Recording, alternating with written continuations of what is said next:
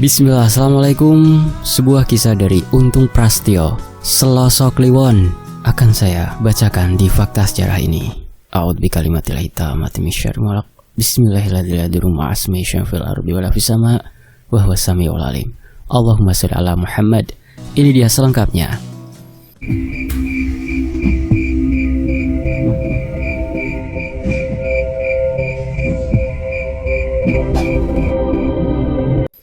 Di hari terakhir ketika aku dan Nuning tertawa bersama dan membicarakan tentang masa depan kami, Nuning menceritakan hubungannya dengan Herman, salah satu pemuda di desa kami yang memiliki segala kelebihan dibanding pemuda-pemuda lainnya.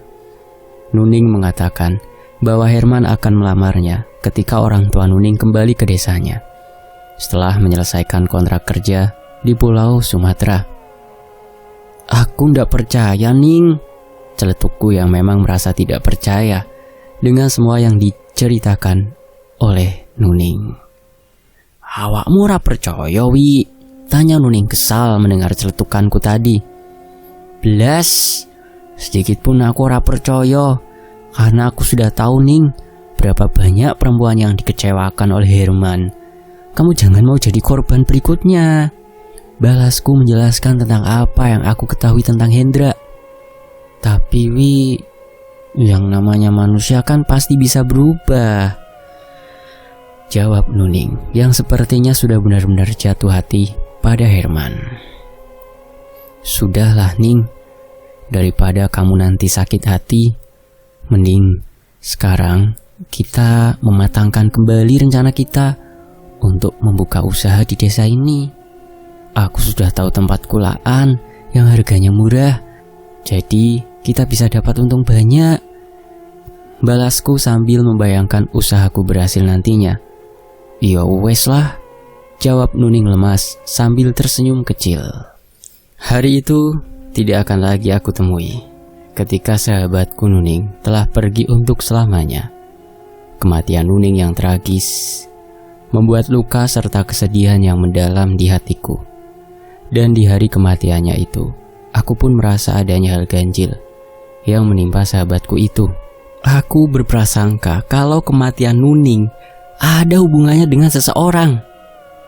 Hari itu berawal dari teriakan bule Sri di pagi hari yang membuat gempar seisi desa ketika mayat Nuning ditemukan tergantung di dalam kamarnya. Bule Sri hanya bisa menangis dan terduduk lemas sambil terus berteriak minta tolong ketika mendapati sosok tubuh Nuning yang telah kaku. Lidahnya menjulur keluar serta matanya terbelalak. Kondisi rumah yang hanya dihuni oleh Nuning seorang diri sangatlah bersih dan rapi. Tidak ada tanda-tanda kekerasan sebelum Nuning meninggal. Entah masalah apa yang sedang dia hadapi, sampai Nuning berpikir untuk mengakhiri hidupnya. Di bawah jasad Nuning yang tergantung terdapat telepon genggam milik Nuning, serta beberapa benda yang sepertinya adalah sebuah hadiah yang diberikan seseorang kepada Nuning. Sebelum mayat Nuning diturunkan dari tempatnya tergantung, Pak RT bersama dengan Pak Kades pun meminta persetujuan dari pihak keluarga untuk membuat laporan kepada pihak yang berwajib terlebih dahulu.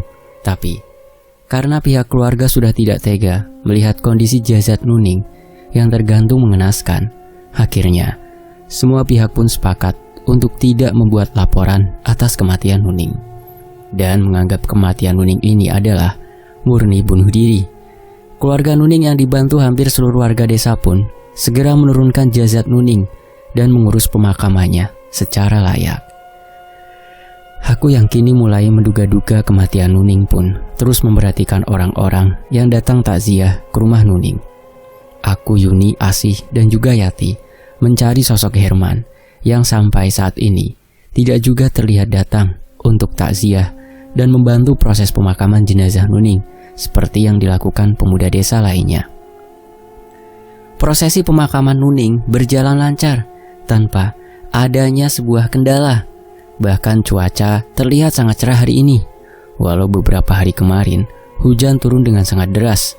Orang tua Nuning yang masih berada di perantauan pun sudah mengikhlaskan kepergian putrinya, dan saat ini sedang dalam perjalanan pulang dari Pulau Sumatera. Selesai pemakaman, aku, Yuni, dan Asih membantu Bule Sri membereskan rumah Nuning dan mempersiapkan pengajian yang akan dilaksanakan sehabis maghrib nanti. Suasana menakutkan di rumah yang biasa aku jadikan tempat berkumpul bersama Nuning dan juga teman-teman lainnya pun mulai terasa. Hawa menyeramkan mulai hadir ketika matahari mulai tenggelam. Bahkan Bule Sri sudah beberapa kali dikagetkan oleh sesuatu yang berkelebat semenjak tadi siang. Yuni yang juga mulai ketakutan karena mendengar rintih kesakitan, lalu mengajakku dan Asih untuk segera pulang.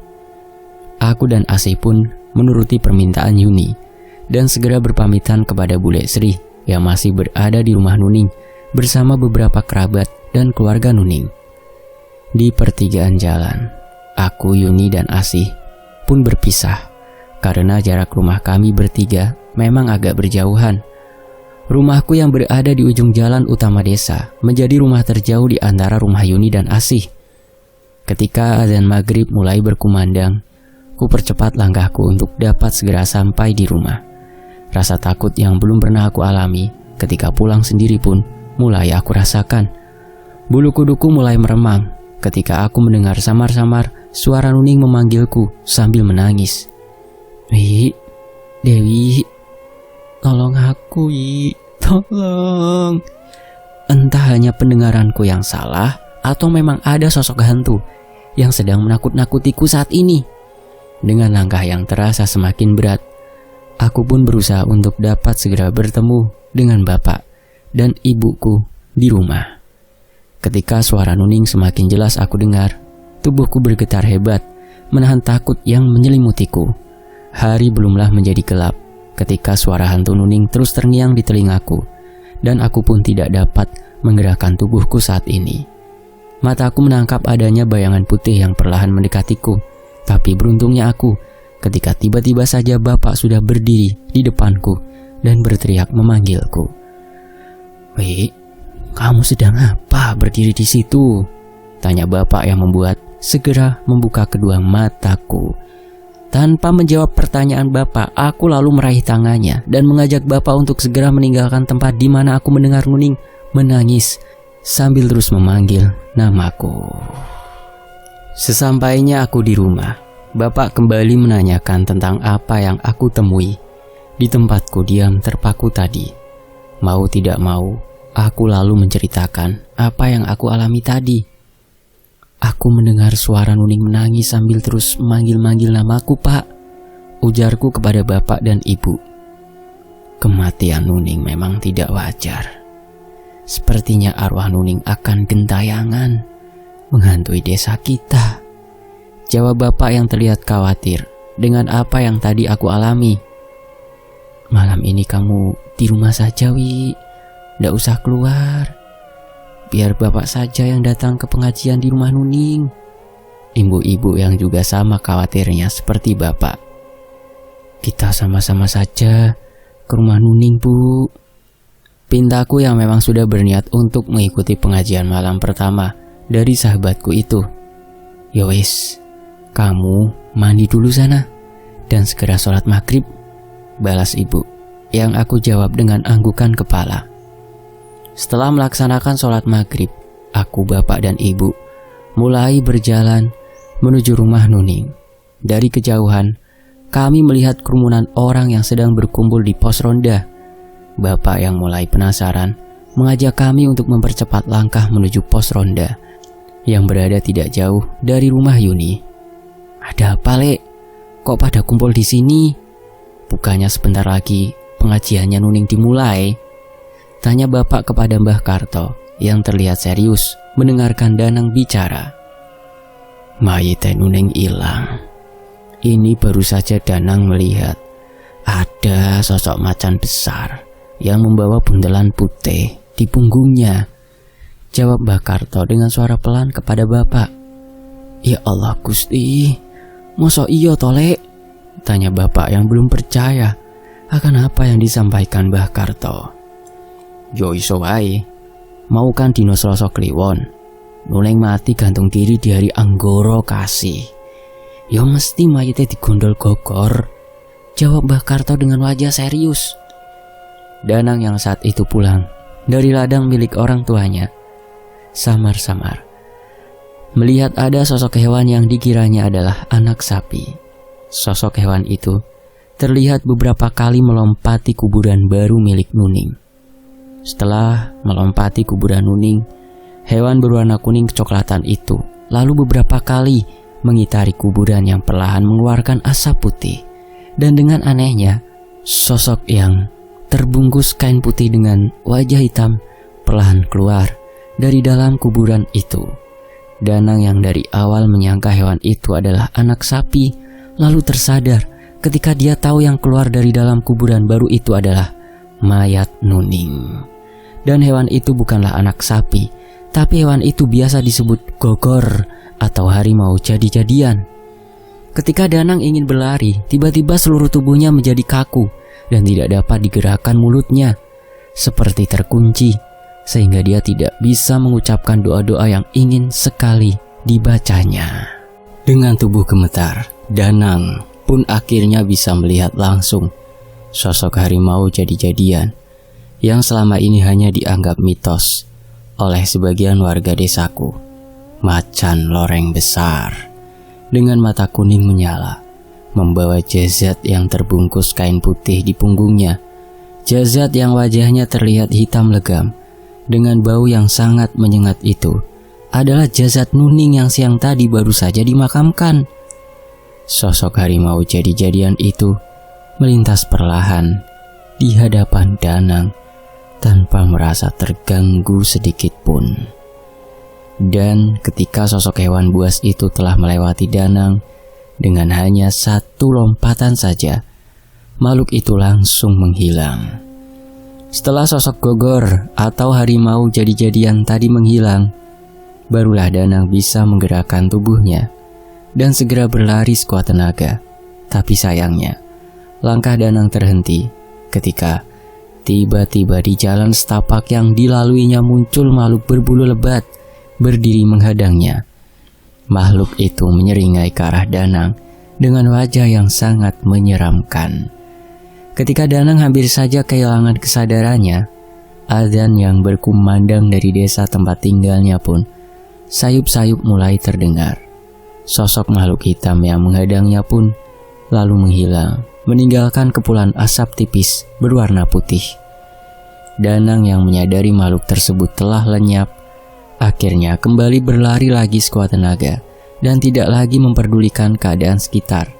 Hingga akhirnya Danang menabrak beberapa orang yang sedang berjalan menuju rumah Nuning. Pak Kades yang mendengar cerita dari Danang pun segera meminta kepada beberapa warga untuk melihat kuburan Nuning, dan sebagian lagi diminta untuk segera memulai pengajian di rumah Nuning.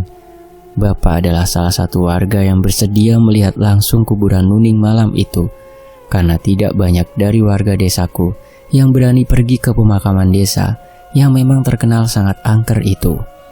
Bapak bersama Mbah Karto, Lek Wage, dan Pak Kades, serta seorang temanku yang bernama Naryo, segera pergi menuju ke pemakaman desa. Menurut cerita Bapak, makam Nuning saat itu memang sudah amblas, dan kayu nisan yang bertuliskan namanya pun sudah berada jauh dari tempatnya. Menyadari akan kebenaran dari cerita Danang, rombongan Bapak dan Pak Kades lalu segera kembali ke rumah Nuning. Besok segera kita perbaiki makam Nuning, supaya Nuning tenang di alam sana dan tidak mengganggu kita, ujar Pak Kades yang sudah duduk di antara warga yang sudah menyelesaikan pengajian malam itu. Apakah kita harus memastikan juga, Pak, makam itu masih ada isinya, atau memang sudah kosong? Tanya Lek Wage yang mewakili pertanyaan dari warga lainnya. Sebaiknya kita tanyakan dulu kepada Mbah Wongso. Mungkin beliau tahu akan apa yang terjadi dengan makam Nuning, jawab Pak Kades yang langsung disetujui warganya. Apakah malam ini ada saudara atau tetangga dekat yang akan menginap di rumah ini? Tanya Pak Kades kepada bapak-bapak dan ibu-ibu yang masih berkumpul di rumah Nuning. Sepertinya tidak ada, Pak, jawab Pak Kardiman yang merupakan tetangga terdekat Lek Sri dan almarhum Nuning. Kalau begitu, mari sama-sama kita bereskan barang-barang yang sudah dipakai malam ini. Setelah itu tolong kunci rumah ini setelah kita pergi nanti, ujar Pak Kades yang dengan serentak menggerakkan warga untuk membereskan piring-piring, gelas, dan tikar yang sudah dipakai tadi. Dengan seketika, rumah Nuning pun terlihat sepi.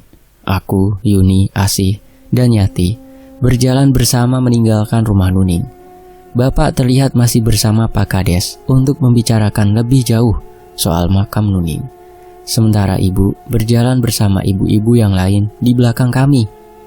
Aku, Yuni, Asih, dan Yati tiba-tiba merasakan hawa di sekitar kami berubah mencekam, dan tiba-tiba terdengar suara yang memanggil nama kami.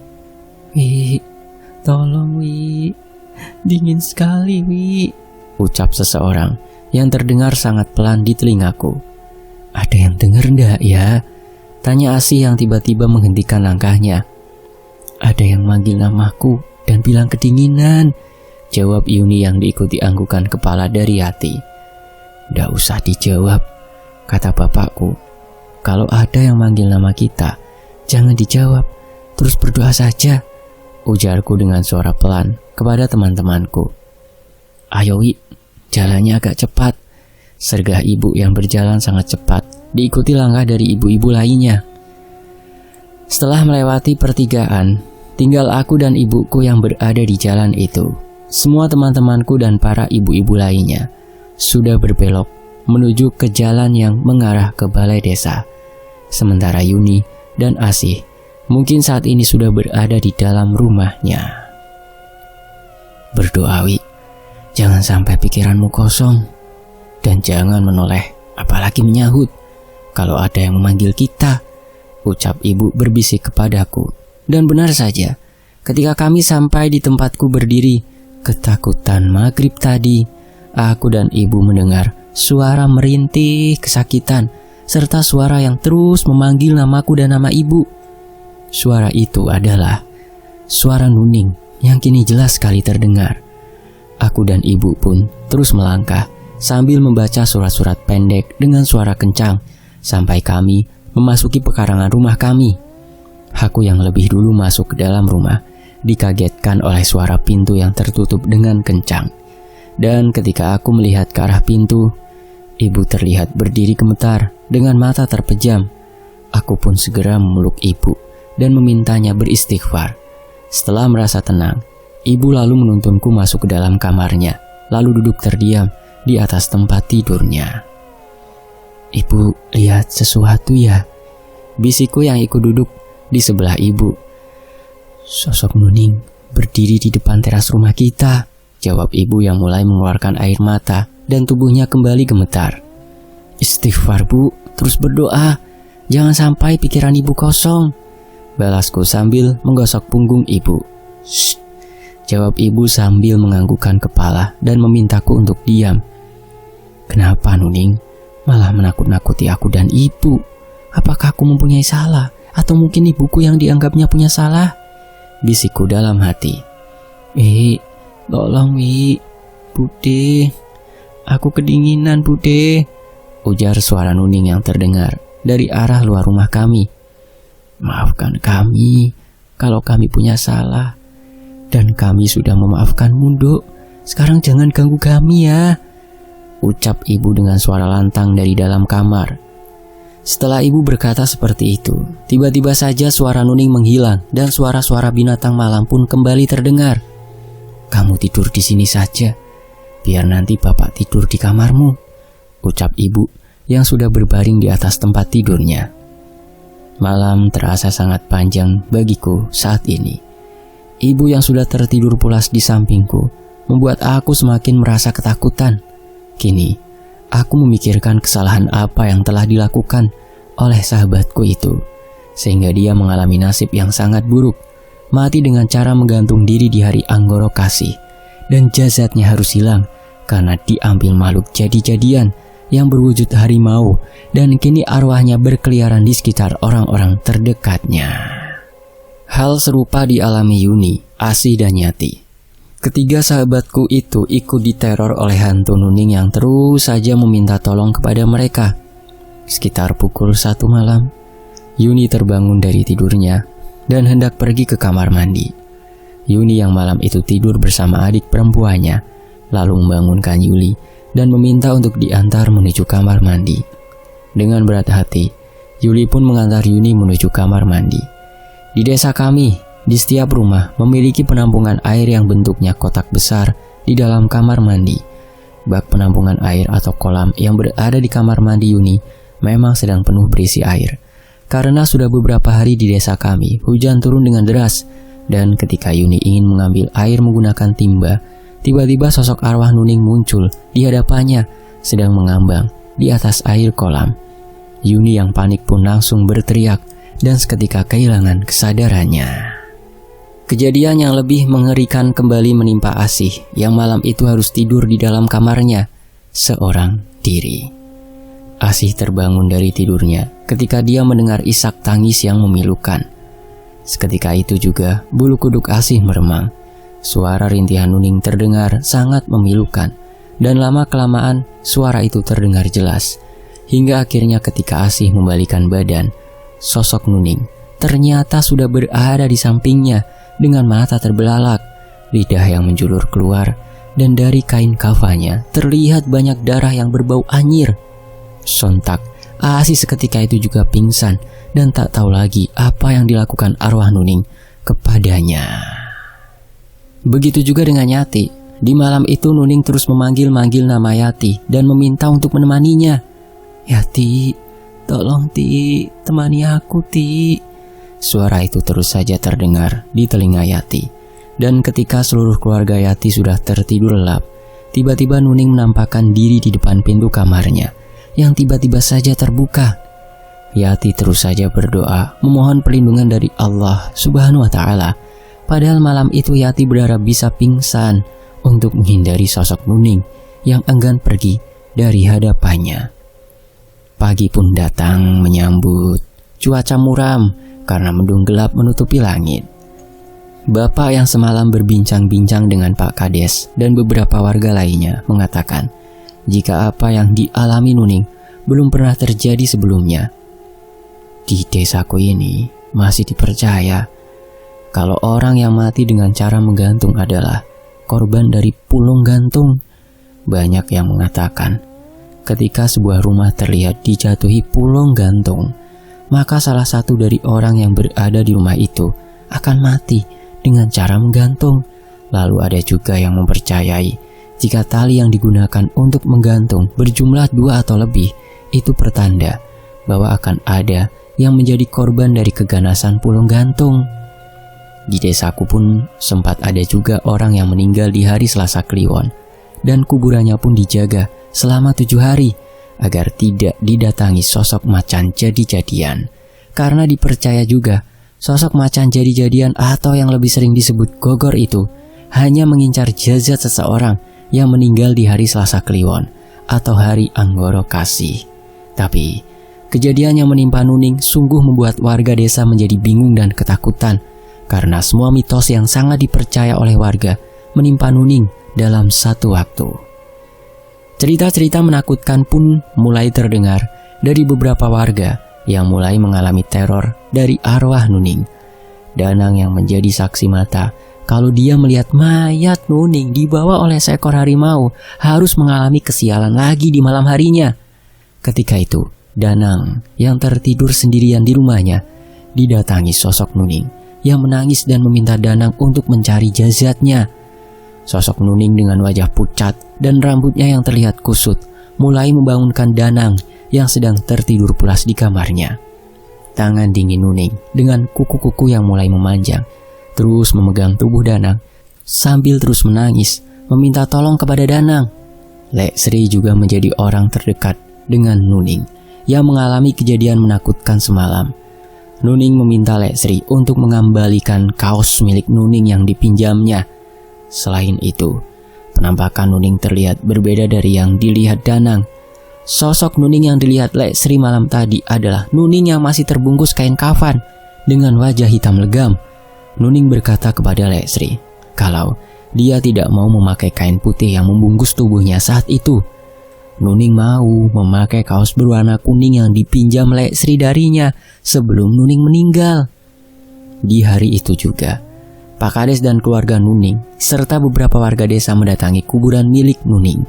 Naryo yang usianya masih seumuran denganku menjadi satu-satunya pemuda yang berani ikut mendatangi pemakaman di desaku bersama warga lainnya.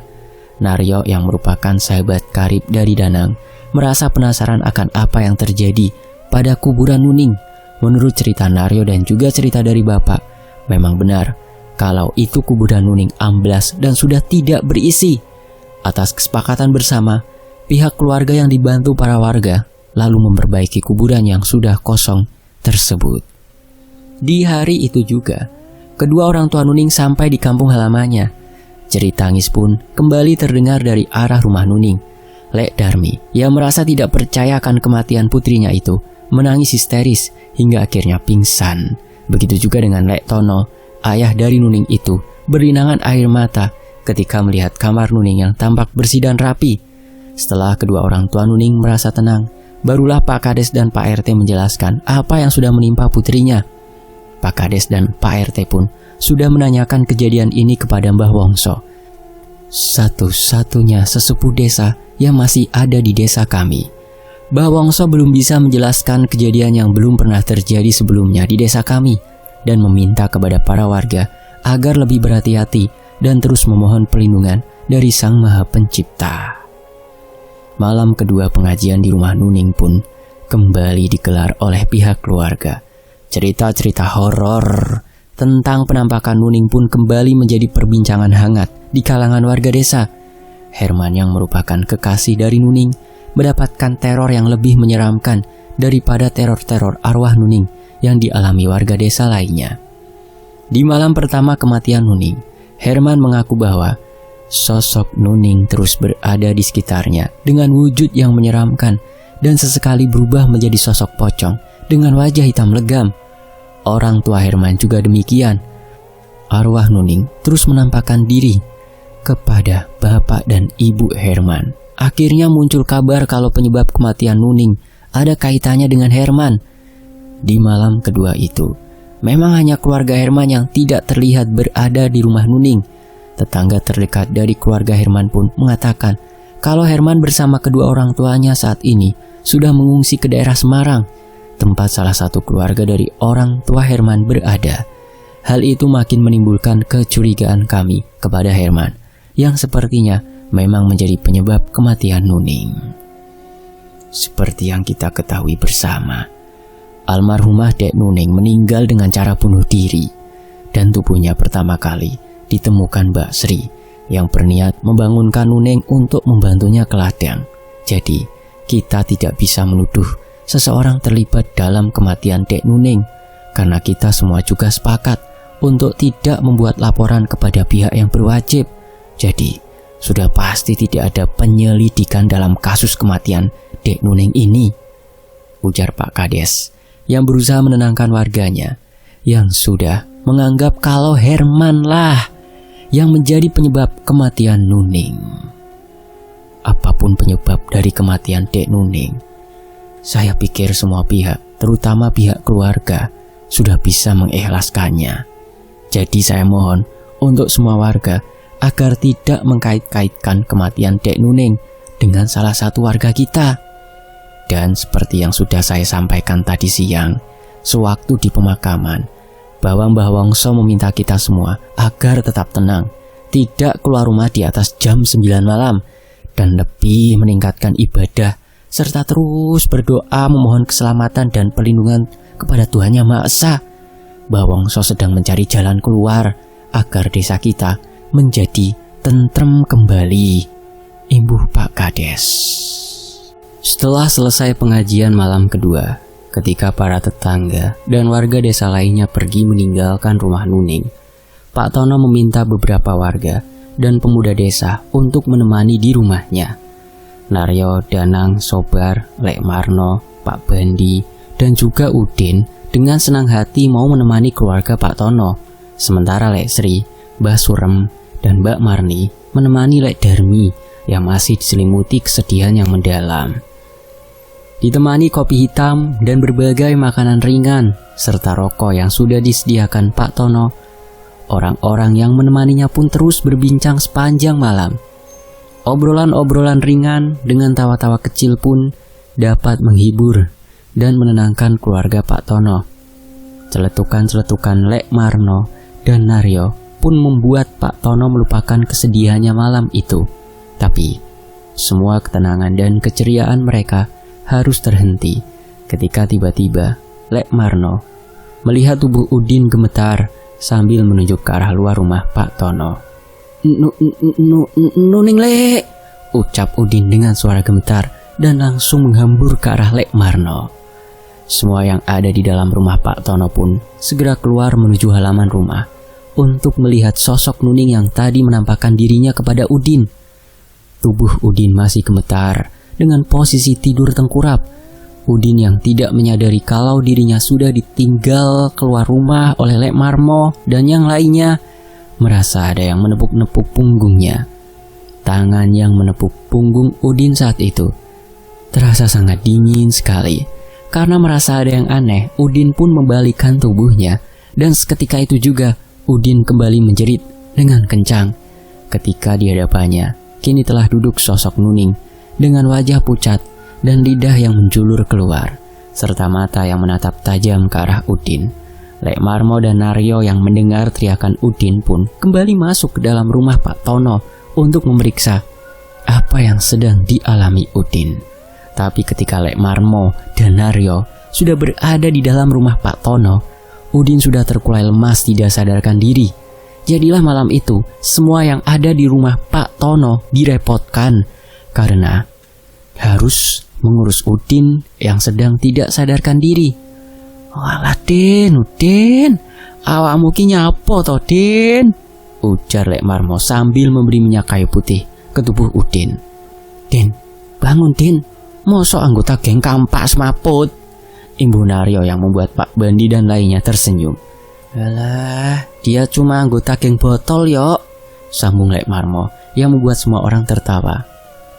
Yo, antara aku pulang ya, aku takut di sini, ucap Udin yang sudah bangun dari pingsannya.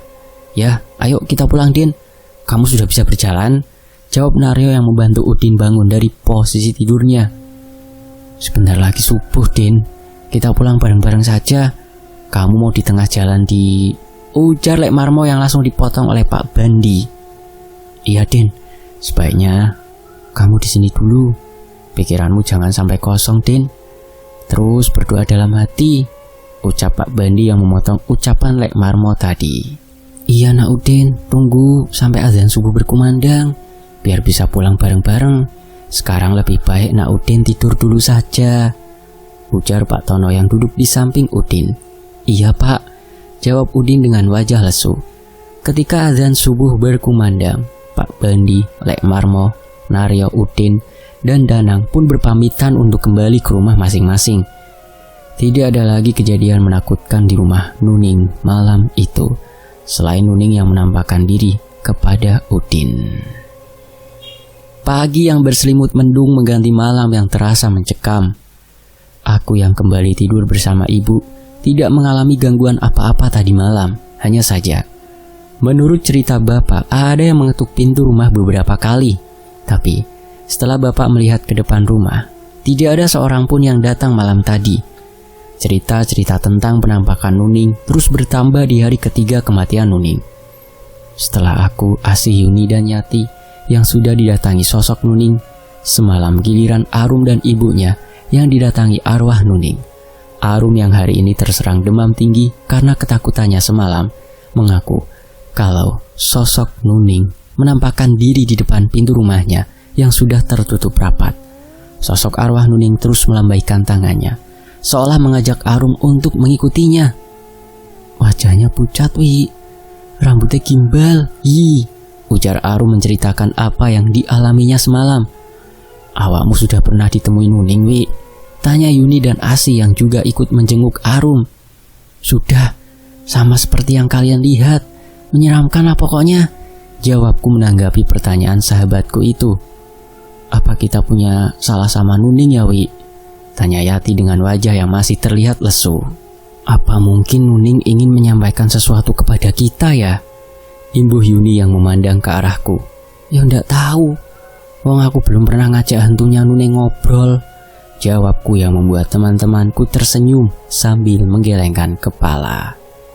Tapi sepertinya memang Nuning ingin menyampaikan pesan atau sebuah permintaan kepada kita deh. Imbuhku yang kali ini lebih serius.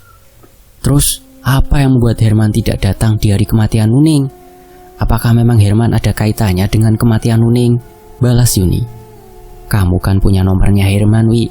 Coba saja kamu telepon dia. Celetuk asih yang membuat semua mata teman-temanku memandang ke arahku. Aku pun menuruti permintaan teman-temanku itu dan segera menelpon Herman. Tapi sayangnya, nomor milik Herman kini tidak aktif atau tidak dapat dihubungi. Setelah beberapa saat berbincang dengan teman-temanku, aku lalu pamit untuk pulang karena aku sudah berjanji mau membantu ibu menyiapkan dagangan yang akan dibawanya ke pasar esok hari. Di teras rumahku, bapak yang juga sepertinya baru saja sampai di rumah terlihat sedang berbincang dengan ibu dan Bude Sophia. Bapak menceritakan apa yang disampaikan Mbah Wongso tentang kematian Nuning. Menurut Mbah Wongso, sosok jin yang menyerupai Nuning akan terus berada di desa ini selama 40 hari lamanya.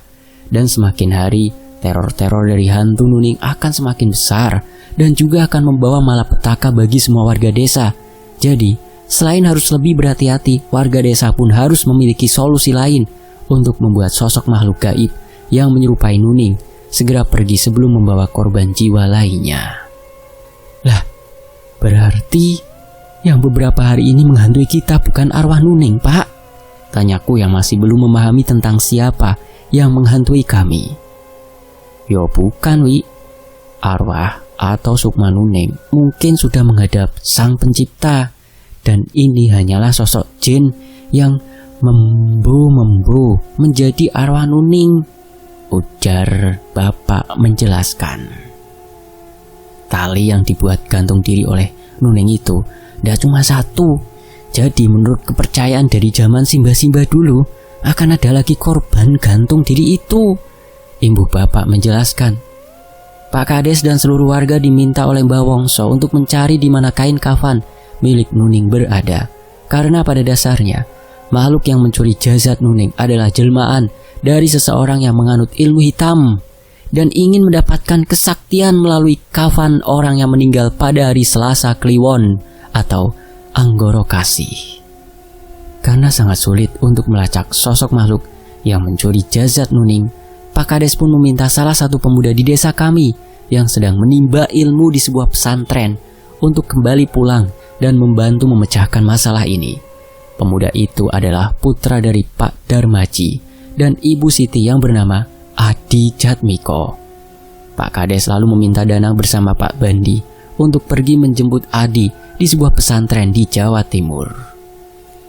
Setelah Danang dan Pak Bandi berangkat menuju ke Surabaya, Mbah Wongso lalu menyiapkan ritual dengan caranya sendiri untuk mengantisipasi teror-teror dari jin jahat yang menyerupai hantu Nuning malam nanti.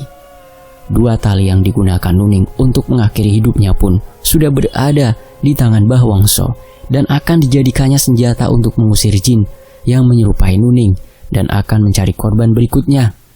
Mbah Wongso meyakini bahwa di desanya saat ini sedang ada orang yang melakukan pesugihan dan sedang mencari tumbal berikutnya, serta ada juga penganut ilmu hitam yang memanfaatkan momen ini untuk menambah kesaktiannya. Maka dari itu, Mbah Wongso sebagai satu-satunya orang yang mengerti akan hal-hal gaib di desa kami akan melakukan ritual menurut kepercayaannya yang tujuannya untuk menggagalkan tumbal berikutnya. Malam ketiga dari kematian Nuning pun tiba. Pengajian di rumah Pak Tono pun hanya dihadiri oleh beberapa orang tetangga terdekat Pak Tono. Bukan tanpa alasan, para warga enggan untuk ikut mengirimkan doa kepada almarhumah. Tapi kebanyakan warga merasa takut akan banyaknya cerita yang sudah beredar tentang penampakan Nuning yang terus menangis dan meminta tolong dengan wajah yang menyeramkan karena kini warga desa dihantui oleh rasa ketakutan.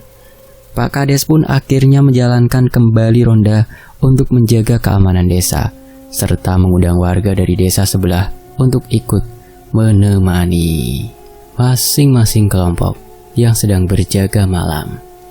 Setelah selesai pengajian di rumah Pak Tono, warga yang mendapat giliran ronda pun segera berkumpul di pos kampling yang ada di pertigaan jalan utama desa. Malam itu ada 8 orang yang berjaga ronda di pos kampling, termasuk 3 orang dari desa tetangga yang merasa penasaran akan kabar hantu Nuning yang terus menghantui warga desa kami. Mereka bertiga adalah Kang Pujo, Mas Toyo, dan Pak De Agus. Ketiganya ingin menyaksikan sendiri tentang sosok yang membuat desa kami itu bernuansa mistis saat ini. Sekitar pukul 11 malam, kelompok dibagi menjadi 3 bagian. Kelompok 1 berisi Lek Marmo, Bapak, dan Kang Pujo. Kelompok 2 terdiri dari Mbah Sobar, Udin, dan Mas Toyo. Sementara kelompok 3 yang berjaga di pos ronda hanya 2 orang, yaitu Pak De Agus dan Mbah Karto. Untuk mengurangi ketakutan warga desa, kelompok yang bertugas ronda malam itu membawa kentongan kecil dan terus membunyikan kentongan yang mereka bawa itu sepanjang perjalanan mereka menyusuri sudut-sudut desa. Warga yang berada di dalam rumah pun sedikit terbantu dengan kehadiran orang-orang yang berjaga ronda. Mereka mengaku adanya ronda keliling malam itu mengurangi rasa takut yang sedang menyelimuti mereka. Sobar, Udin, dan Mas Toyo mendapatkan giliran untuk menyusuri wilayah dalam desa, sedangkan Bapak, Lek Marmo, dan Kang Pujo mengelilingi desa dari arah bagian luar. Sungguh sial memang nasib Udin malam itu. Lagi-lagi dia merasa ada bisikan-bisikan yang terus didengarnya sepanjang jalan menyusuri desa. Suara itu kian terdengar jelas ketika Udin, Sobar, dan Mas Toyo mendekati rumah Pak Tono. Bulu kuduk Udin tiba-tiba saja berdiri dan kakinya menjadi sangat berat untuk diayunkan, sehingga Udin tertinggal beberapa langkah dari Sobar dan Mas Toyo. Ketika Sobar menyadari Udin sudah berada agak jauh di belakangnya, barulah Sobar dan Mas Toyo menoleh ke arah belakang. Tapi alangkah terkejutnya Sobar dan Mas Toyo ketika mengetahui Udin sudah tidak ada di belakang mereka. Dengan rasa takut bercampur bingung, keduanya lalu kembali lagi mencari Udin melewati jalan yang sama. Sampai di dekat rumah Pak Tono, keduanya dikejutkan oleh suara jeritan yang disusul tangisan pilu yang sangat menyayat hati. Dan bersamaan dengan itu, terlihatlah sosok Udin dengan tubuh diselimuti asap putih dan mengambang di atas tanah. Sobar pun lalu memukul kentongan yang dibawanya secara terus-menerus dengan harapan orang-orang yang ada di sekitar rumah Pak Tono terbangun atau kelompok ronda lainnya mendengarnya dan membantu mereka. "Aku akan membawa anak ini. Jangan kau halangi aku," ujar sosok yang sedang merasuki tubuh Udin. "Ada salah apa dengan teman kami ini sehingga kau mau membawanya?" jawab Mas Toyo dengan tenang. "Bukan urusanmu. Sekarang cepat pergi dari sini atau aku akan menyakiti kalian," balas sosok di dalam tubuh Udin. Tapi tiba-tiba saja Mbah Wongso keluar dari dalam rumah Pak Tono, membawa sebuah tali yang digunakan Nuning untuk menggantung dirinya. Mbah Wongso lalu mengikat tubuh Udin dengan tali itu. Tapi sayangnya, sosok yang berada di dalam tubuh Udin seketika itu juga langsung keluar dari dalam tubuh Udin. Sosok makhluk yang tadi merasuki Udin sepertinya takut dengan tali yang sudah diberi kekuatan gaib oleh Mbah Wongso. Sobar segera berlari ke arah tubuh Udin dan menangkap tubuhnya yang kini terkulai lemah, lalu membawanya ke dalam rumah Pak Tono. Bapak dan orang-orang yang berjaga ronda pun mulai berdatangan ke rumah Pak Tono untuk mengetahui apa yang sedang terjadi di sana.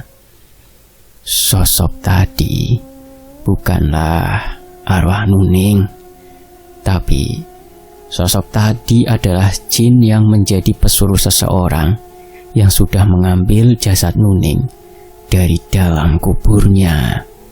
ujar Mbah Wongso menjelaskan. Jika tadi aku berhasil menangkap jin itu, kemungkinan aku akan mengetahui siapakah yang menjadi dalang dari semua kejadian ini. Imbuh Mbah Wongso lagi. Pak Tono dan istrinya pun menjadi lega mendengar apa yang sudah disampaikan Mbah Wongso tadi. Awalnya, mereka berdua merasa sangat bersalah karena kematian putrinya menimbulkan teror hantu di desa tempat mereka tinggal. Kini, Pak Tono lebih bersemangat untuk membantu Pak Kades dan Mbah Wongso untuk mengungkap siapakah dalang yang menyebabkan kematian putrinya itu. Pak Tono pun memberikan sejumlah uang kepada Pak Kades untuk membantu konsumsi warga yang sedang berjaga malam. Hal itu pun disambut baik oleh Pak Kades dan juga seluruh warga desa. Di malam keempat kematian Nuning, tidak ada teror yang terjadi di desa kami. Tapi Mbah Wongso berpesan kepada seluruh penduduk desa untuk tetap berhati-hati karena kemungkinan teror akan terjadi di malam ganjil. Pak Bandi, Danang, dan Mas Adi Jatmiko akhirnya tiba di desa kami setelah azan asar berkumandang. Setelah melaksanakan sholat berjamaah, Mas Adi pun segera menemui kedua orang tuanya terlebih dahulu sebelum pergi ke rumah Mbah Wongso. Bersamaan dengan itu, Pak Kades dan Pak Tono mendatangi rumah Mas Adi untuk meminta izin kepada Pak Darmaji dan Ibu Siti agar mengizinkan putranya yang kini memiliki ilmu agama yang kuat untuk membantu menyudahi teror hantu Nuning. Malam kelima dari kematian Nuning pun datang. Malam ini warga terlihat agak ramai menghadiri pengajian 7 harian meninggalnya Nuning. Karena beberapa warga mengaku ingin melihat Mas Adi yang baru saja kembali dari pesantren memimpin doa dan tahlil malam itu.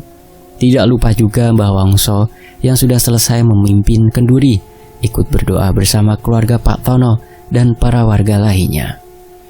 Ketenangan warga desa pun kembali terusik ketika terdengar suara jerit tangisan yang datang dari arah selatan rumah Pak Tono. Beruntungnya pengajian sudah selesai sekitar 10 menit yang lalu, sehingga seluruh warga yang ada di rumah Pak Tono berhamburan keluar rumah untuk mencari dari mana tepatnya suara itu datang. Rumah Asih. Cepat segera cari tahu apa yang menimpa Asih. Aku akan segera menyusul, ujar Mbah Wongso yang terlihat masih memejamkan kedua matanya. Tanpa pikir panjang, Pak Bandi, Mas Adi, dan Bapak segera berlari menuju rumah salah satu sahabatku itu. Setelah beberapa menit berlari dari rumah Pak Tono, sampailah Mas Adi, Bapak, dan Pak Bandi di rumah Asih. Betapa terkejutnya mereka ketika melihat Asih berdiri melayang dengan kedua bola mata menghitam serta wajah yang terlihat sangat pucat. Orang tua Asih yang sudah beberapa kali mencoba menyadarkannya harus terlempar ketika mencoba memegang tubuh Asih. Mas Adi yang saat itu sudah berhadapan dengan Asih yang sedang dirasuki sosok jin jahat pun mulai membacakan ayat-ayat ruqyah untuk menahan tubuh Asih yang ingin menerobos keluar rumah. Tubuh Asih mulai menggeliat dan jatuh ke lantai ketika mendengar bacaan-bacaan ayat suci yang dilantunkan Mas Adi dengan sangat kencang. Setelah tubuh Asih berhenti menggeliat, Mas Adi mulai menanyakan siapakah yang berada di dalam tubuh Asih saat itu. Tapi sosok yang ada di dalam tubuh Asih pun hanya menggeram sambil terus mencakar-cakar lantai tempat tubuh Asih terduduk lemas. Katakan, apa tujuanmu mengganggu warga di desa ini, setan laknat? Ujar Mas Adi sambil terus mengacungkan jari telunjuknya ke arah Asih. Tapi Asih hanya terus menggeram dan tidak juga berkata-kata. Sampai akhirnya Mbah Wongso datang dan meminta izin kepada Mas Adi untuk mengikat tubuh Asih dengan tali yang digunakan Nuning gantung diri. Mas Adi pun mempersilahkan Mbah Wongso melakukan aksinya untuk terus menginterogasi sosok makhluk yang sedang menguasai tubuh Asih. Siapa yang menyuruhmu, wahai demit? Tanya Mbah Wongso yang sudah mengikat tubuh Asih dengan sebuah tali berwarna putih kusam. Percuma saja Wongso, aku tidak akan mengatakan apapun. walau kau terus menyiksaku, jawab sosok makhluk gaib yang ada di tubuh Asih. Mas Adi yang merasa kasihan kepada Asih, lalu kembali membacakan ayat-ayat suci yang dengan seketika membuat tubuh Asih kembali menggeliat. Ilmumu hebat juga bocah, tapi sayangnya kau belum bisa memusnahkanku. Ujar sosok gaib yang berada di tubuh Asih itu sambil tertawa. Sampai bertemu di malam ketujuh Wongso, imbu sosok yang merasuki tubuh Asih sebelum keluar dari dalam tubuhnya. Mustahil demit itu bisa pergi dengan mudah, padahal aku sudah mengeluarkan seluruh tenagaku, ujar Mbah Wongso yang diam terpaku ketika demit yang diburunya tiba-tiba menghilang. Tidak apa-apa Mbah, lain waktu insya Allah kita bisa menangkapnya kembali, jawab Mas Adi yang sedang memberikan air doa kepada Asih. Tadinya aku ingin langsung musnahkan makhluk itu Mbah, tapi sepertinya hanya makhluk itu yang bisa kita jadikan petunjuk, imbu Mas Adi lagi. Bener Le, tadinya aku mau mengikat makhluk itu dengan aji tali mayit, tapi sepertinya demit tadi memiliki kekuatan yang cukup untuk melarikan diri, jawab Mbah Wongso. Setelah keadaan membaik, Mbah Wongso kembali minta diantarkan ke rumah Pak Tono untuk melakukan ritual yang belum pernah dicobanya. Ritual kejawen yang digunakan oleh Mbah Wongso semata-mata dilakukan untuk membantu mengembalikan ketenangan desa. Walau mungkin banyak orang yang tidak setuju dengan apa yang dilakukan Mbah Wongso, tapi beliau tetap ikhlas membantu warga desa dan keluarga Pak Tono. Menurut cerita Bapak, setelah Mbah Wongso sampai di rumah Pak Tono, beliau segera meminta pakaian yang sering digunakan Nuning, dan beliau juga meminta sisir serta alat rias milik Nuning lainnya untuk dijadikan sarana ritual. Setelah itu, Mbah Wongso yang ditemani Bapak dan juga Pak Toni memasuki kamar tempat Nuning melakukan bunuh diri. Hal ini dilakukan Mbah Wongso untuk memanggil jin Korin dari Nuning, atau Mbah Wongso biasa menyebutnya Sukmo Sejati. Dalam ajaran kepercayaannya, Sukmo Sejati dapat dipanggil untuk dimintai keterangan yang berhubungan dengan kematiannya. Layaknya seorang dukun, Mbah Wongso juga membakar kemenyan serta menggunakan bunga-bunga termasuk bunga melati dan juga bunga kantil untuk ritualnya. Bapak terus memandang Mbah Wongso yang sedari tadi memejamkan mata sambil terus membaca mantra-mantra yang sudah puluhan tahun dihafalnya. Ketika Mbah Wongso melemparkan bunga kantil ke arah tempatnya membakar kemenyan, tiba-tiba saja ledakan keras terdengar seiring hancurnya tempat pembakaran kemenyan tersebut. Beruntung percikan dari ledakan itu tidak membuat Mbah Wongso, Bapak dan juga Pak Tono terluka. Sial, ucap Mbah Wongso dengan tatapan tajam. Sukmo Sejati anakmu sedang terbelenggu Ton, ujar Mbah Wongso yang membuat Bapak dan Pak Tono terkejut.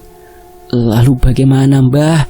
Tanya Bapak sambil mendekat ke arah Mbah Wongso untuk meredam amarahnya. Harus ada orang yang membebaskannya, Guh, jawab Mbah Wongso kepada Bapak. Aku bisa mengantar Sukma orang yang bersedia membebaskan Sukma Nuning, di mana tempat itu berada dalam kekuasaan sosok jin yang sering dimintai ilmu dan kekayaan oleh orang-orang yang mencari pesugihan dan ilmu. Karena aku tidak sanggup menghadapi jin itu seorang diri, imbuh Mbah Wongso lagi. Oh, jadi orang yang bersedia membebaskan Sukma Nuning haruslah orang yang mengerti tentang hal gaib juga, Mbah? Tanya Pak Tono dengan wajah serius. Tidak harus mengerti, tapi harus memiliki kemampuan untuk mengalahkan penjaga di tempat Sukma Nuning berada, jawab Mbah Sukmo sambil mengusap jenggot putih panjang miliknya. Mana ada orang sakti di desa ini selain jenengan, Mbah? Ucap Bapak menimpali kalimat Mbah Wongso. Ada. Anak itu memiliki kemampuan yang cukup untuk menghadapi jin itu. Dan sepertinya anak itu sudah berada di depan saat ini, Teguh. Panggil anak yang tadi meruqyah Asih. Bawa masuk ke dalam. titah Mbah Wongso yang langsung dijalankan oleh Bapak. Setelah Bapak membawa masuk Mas Adi ke dalam kamar Nuning, Mbah Wongso pun lalu menjelaskan apa yang sedang terjadi saat ini. Beliau meminta Mas Adi untuk pergi menyelamatkan Sukmajati dari Nuning dengan cara rogoh sukmo. Mbah Wongso dapat mengantarkan sukma Mas Adi melalui ajian rogoh sukmo yang dimilikinya. Aku akan membawa sukmamu pergi ke tempat Sukmajati Nuning berada. Sesampainya di sana, kau harus membebaskan Sukmajati Nuning dari belenggu makhluk-makhluk penguasa tempat itu. Kau harus membawa Sukmajati Nuning sebelum azan subuh berkumandang. Apakah kau sanggup, Jatmiko? Tanya Mbah Wongso kepada Mas Adi di akhir kalimatnya. Insya Allah saya sanggup, Mbah, jawab Mas Adi dengan penuh semangat. Kalau begitu, pegang ini. Ini hanyalah keris biasa, dan hanya keris ini yang dapat kau bawa ke alam gaib sebagai senjatamu melawan makhluk-makhluk di sana, ucap Mbah Wongso yang memberikan keris Luk 3 kepada Mas Adi. Jangan meminta kepada keris ini tentunya. Mintalah pertolongan pada pelindungan sejati hanya dari Gusti Kang Maha Suci, imbuh Mbah Wongso lagi. Baik, Mbah, insya Allah saya mengerti, jawab Mas Adi yang sudah bersiap melepas sukmanya dan pergi menuju alam gaib.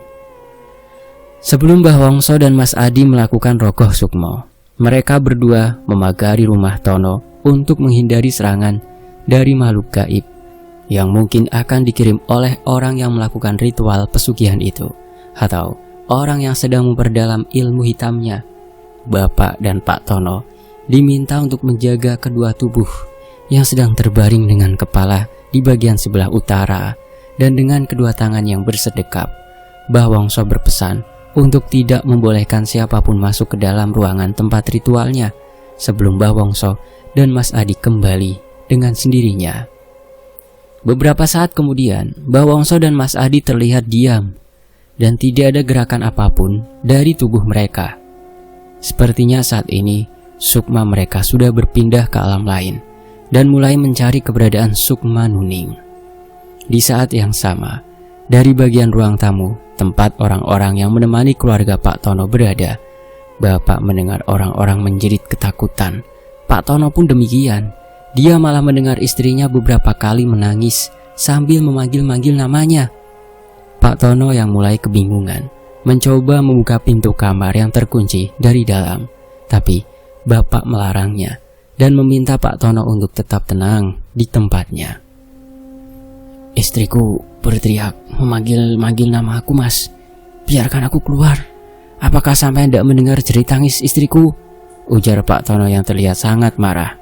Sabar, Ton, istighfar, tenang, balas Bapak sambil memegang erat tubuh Pak Tono. Aku memang mendengar suara ribut-ribut dari luar sana, tapi aku tidak mendengar istrimu berteriak memanggilmu, imbuh Bapak yang kini berdiri di balik pintu kamar. Awas, Mas, biarkan saya keluar, hardik Pak Tono yang terus memaksa untuk keluar. Dengan kemampuan yang Bapak miliki, Bapak pun membacakan doa-doa yang dihafalnya serta menyalurkan sedikit tenaga dalam ke bagian tangannya untuk membuat Pak Tono sadar bahwa saat ini tidak ada yang berteriak memanggil-manggil namanya. Bismillah, ucap Bapak sambil menepuk pundak Pak Tono dengan keras. Seketika itu juga Pak Tono lemas dan jatuh terduduk. Dan seketika itu juga suara-suara ribut yang terdengar dari luar kamar pun menghilang. Astaghfirullahaladzim, seru Pak Tono yang kini sudah mendapati kesadaran kembali. Maafkan aku, Mas Teguh. Ternyata aku sedang berhalusinasi tadi, imbuh Pak Tono yang berusaha bangkit dari duduknya. Tidak apa-apa, Ton, terus berdoa dan jangan biarkan pikiranmu kosong. Semoga saja Mbah Wongso dan Adi Jatmiko dapat membawa Sukma Nuning kembali, jawab Bapak yang merasa lega karena Pak Tono sudah sadar saat ini. Benar-benar jin sakti. Dia bisa menembus pagar gaib yang sudah dibuat Mbah Wongso dan Mas Adi, ujar Pak Tono yang merasa heran. Itu tadi bukan berasal dari luar, Ton. Tapi setelah gerbang gaib terbuka, ada sosok yang berhasil keluar dan ingin menggagalkan ritual ini. Balas Bapak menjelaskan. Dari sudut lain, cerita beralih dari Mas Adi atau sudut pandangnya Mas Adi Jatmiko yang kini sukmanya sudah berada di dalam gaib bersama Mbah Wongso. Aku dan Mbah Wongso terus berjalan mencari titik terdekat dari tempat Sukma Nuning berada. Awalnya aku ragu untuk melakukan hal ini, tapi demi menolong Sukma dari salah satu saudara di desaku ini, akhirnya aku memberanikan diri untuk meraga Sukma bersama Mbah Wongso. Aku pernah mempelajari ilmu ini, tapi menurut kiaiku, aku belum mampu menggunakannya dan memintaku untuk mempelajari ilmu-ilmu lainnya untuk menguatkan akidahku dulu. Karena ketika kita bersinggungan langsung dengan makhluk gaib, maka semua sulit untuk dibedakan. Semua hal akan menjadi samar ketika iman kita belum kuat dan akidah kita lemah. Kami kini sudah tiba di depan rumah Joglo yang terlihat sangat gelap. Menurut Mbah Wongso, Sukma Nuning ada di dalam salah satu kamar di rumah Joglo yang besar dan menyeramkan itu. Kalau Mbah Wongso tidak salah memperkirakan, ada 5 makhluk gaib yang menjaga bangunan itu, dan aku harus mengalahkan kelima makhluk gaib yang belum pernah aku temui serta belum aku ketahui juga kekuatannya. Ketika kau membuka pagar bambu yang mengelilingi rumah itu, maka para penjaga tempat itu akan langsung menyerangmu. Jadi persiapkan dirimu, nak, bisik Mbah Wongso yang berada di samping Mas Adi. Baik, Mbah, insya Allah saya sudah siap, jawabku sambil menganggukkan kepala. Aku pun lalu berjalan sendiri ke arah pagar bambu yang mengelilingi rumah besar yang sangat menyeramkan itu. Tapi sebelum aku mengangkat salah satu pagar bambu yang terlihat seperti jalan masuk, aku pun mengucapkan salam dengan perlahan. Assalamualaikum, bisikku lirih, karena memang sudah terbiasa dengan hal itu. Bismillahirrahmanirrahim, ucapku sambil mengangkat pagar bambu yang menjadi penutup jalan masuk menuju ke rumah Joglo itu. Dan tepat seperti apa yang dikatakan Mbah Wongso tadi, setelah aku membuka pintu pagar yang terbuat dari bambu yang sudah lapuk itu, muncullah 5 sosok makhluk gaib bertubuh besar dan sangat menakutkan. Sosok makhluk yang berdiri di bagian depan memiliki satu tanduk panjang di bagian kepalanya, sementara makhluk-makhluk lainnya tidak bertanduk, tapi kedua taring mereka sangatlah panjang. Aku yang sempat terkejut dibuat takjub oleh makhluk-makhluk ciptaan Allah Subhanahu wa ta'ala yang baru pertama aku lihat dengan wujud yang sesempurna ini. Ketika keempat makhluk itu mulai bergerak ke arahku, aku pun segera mengumandangkan adzan dengan suara lantang. Entah apa yang membuatku berpikiran bahwa aku harus mengumandangkan adzan saat itu, tapi tiba-tiba muncul dorongan kuat untuk melakukannya.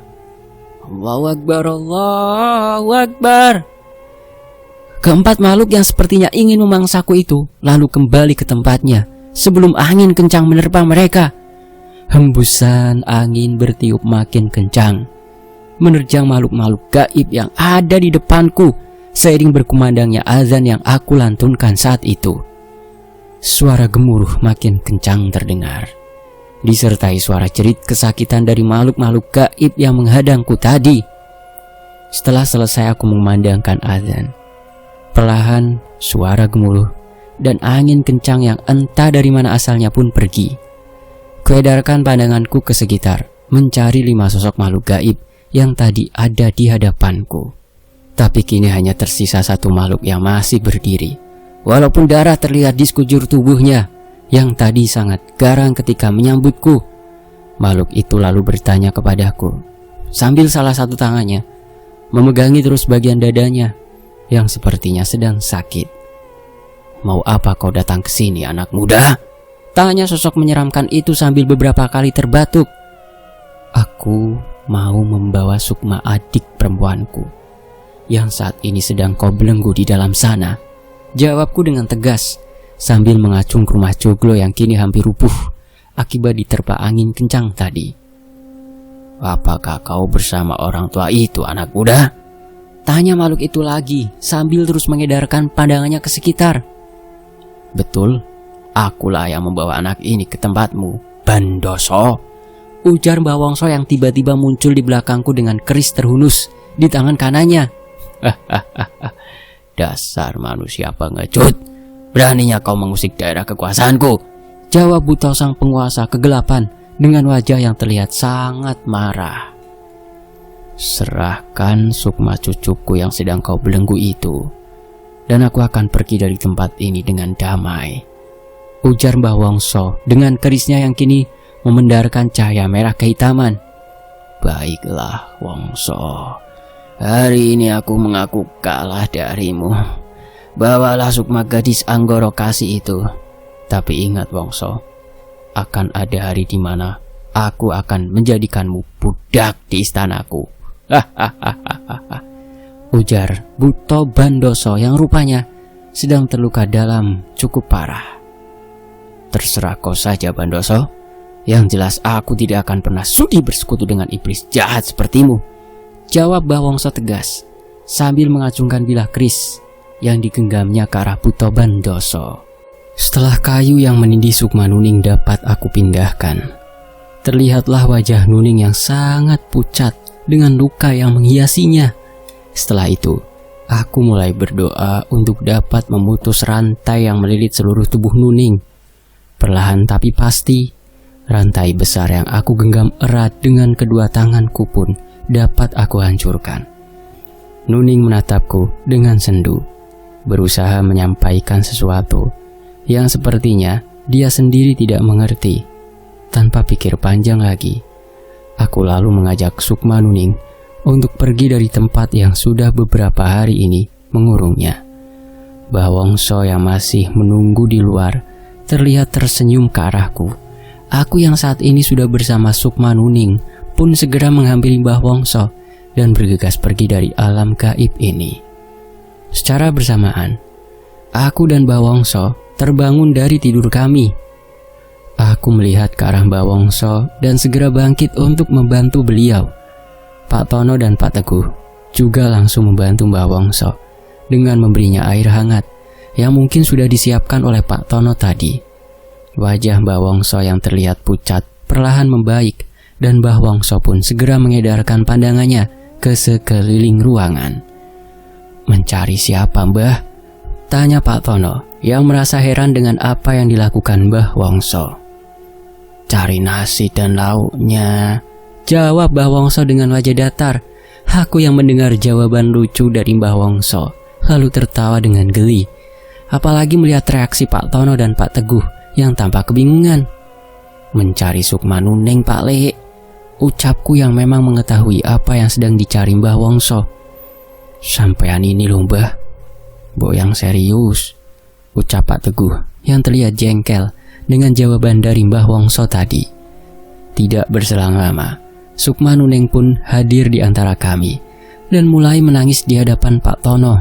Suasana pun kini berubah menyedihkan ketika Nuning mulai menceritakan apa yang dialaminya sebelum dia meninggal dengan cara menggantung. Bapak, maafkan Nuning ya Pak.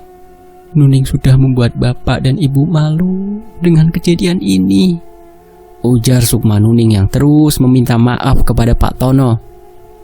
Semua yang terjadi bukan keinginan Nuning Pak, Bu. Nuning juga tidak tahu kalau hidup Nuning akan berakhir seperti ini, imbuh Nuning sambil menangis. Kami sudah mengikhlaskan kepergian Nuning. Semua memang sudah digariskan Sang Pencipta, jawab Pak Tono dengan mata yang berkaca-kaca. Tak lama setelah percakapan Pak Tono dengan Nuning, Mbah Wongso pun mulai menanyakan bagaimana bisa Nuning melakukan hal yang akhirnya membuat Nuning meninggal. Menurut penuturan Nuning, di malam sebelum kematiannya, Nuning sempat tidur dan bermimpi bertemu makhluk menyeramkan yang ingin menjadikannya istri. Di dalam mimpinya, makhluk itu terus mengejar-ngejar Nuning, hingga akhirnya Nuning pun menyerah dan tertangkap oleh makhluk tinggi besar dan sangat menyeramkan itu. Makhluk yang dapat merubah wujudnya dengan sangat cepat. Dialah makhluk yang mengejar-ngejar aku dalam mimpi, ujar Nuning dengan kesedihan mendalam. Nuning pun melanjutkan kembali ceritanya, dan ketika Nuning terbangun, Nuning sudah tidak dapat lagi mengendalikan tubuhnya. Tangan dan kaki Nuning bergerak dengan sendirinya mempersiapkan kematiannya, hingga akhirnya dengan rasa ketakutan yang luar biasa, Nuning sudah mengikat lehernya dengan 2 buah tali. Menyadari bahwa tidak ada yang dapat dilakukannya lagi selain berdoa, Nuning pun menyerahkan hidup dan matinya kepada Tuhan Sang Pencipta alam semesta. Dengan berderai air mata, Nuning pun akhirnya meninggal dengan menggantung diri. Pulung gantung, ujar Mbah Wongso menanggapi cerita Nuning yang sangat menyayat hati. Begitulah cara pulung gantung mencari korbannya. Banyak orang yang salah mengartikan apa itu pulung gantung. Tapi menurutku inilah pulung gantung, sosok jin yang bekerja sama dengan seseorang untuk memberi orang itu kekayaan. Imbu Mbah Wongso lagi. Aku, Pak Tono dan Pak Teguh sontak terkejut mendengar apa yang baru saja diucapkan oleh Mbah Wongso. Karena konon katanya, penyebab seseorang yang mati bunuh diri dengan cara menggantung adalah bola api yang entah datangnya dari mana dan jatuh di sebuah rumah. Setelah rasa sakit yang teramat sakit aku rasakan, sosok makhluk menyeramkan yang aku temui di dalam mimpiku pun kembali datang dan mengajakku untuk mengikutinya. Tapi aku menolaknya, dan aku kembali berlari darinya, ucap Sukma Nuning dengan tatapan mata penuh kesedihan. Tapi setelah ada sosok makhluk yang mengambil jasadku, tiba-tiba aku seperti terisap oleh pusaran angin besar yang membawaku ke sebuah tempat dan mengurungku di dalamnya. Sampai akhirnya Mbah Wongso dan Mas Adi datang menyelamatkanku, imbuh Nuning lagi. Jadi rupanya Gogor yang mengambil jasadmu adalah orang berbeda. Orang yang ingin mendapatkan ilmu dari sosok Bandoso, jin keparat itu, seru Mbah Wongso sambil terus memegangi jenggotnya yang sudah berwarna putih semua. Lalu, apakah kau masih ingat di mana orang itu menyimpan jasadmu, Duk? Tanya Mbah Wongso dengan mimik wajah tegang. Masih, Mbah. Sesaat sebelum aku terbawa oleh sebuah kekuatan besar itu, aku melihat sosok harimau yang berubah menjadi seorang manusia berjalan ke arah bukit di selatan pemakaman desa. Di sana ada sebuah gubuk yang dijadikan tempat ritual oleh orang itu. Di sebelah timur gubuk itu ada sebuah pohon randu besar yang hampir mati, jawab Sukma Nuning. Alhamdulillah Gusti. Akhirnya ada jalan untuk mengungkap kematianmu, Duk. Sekarang tetaplah berada di rumahmu ini, Duk.